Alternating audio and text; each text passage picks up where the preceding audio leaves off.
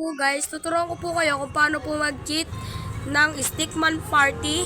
Punta po kayo ng Chrome. Ayan po, Chrome. Ayan po, Chrome. Pagkatapos nyo pumunta ng Chrome, i-search nyo po yung Stickman Party.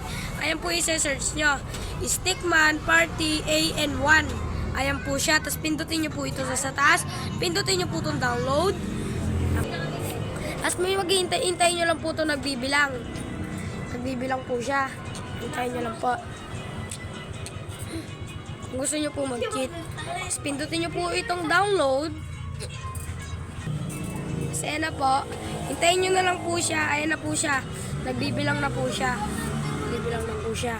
Ito po, isa video po ito kung paano po vlog. Yan. Pagkatas nyo po yan, pindutin nyo po. May makikita po kayo dito. Install. Install po. Yan na po. Goodbye po.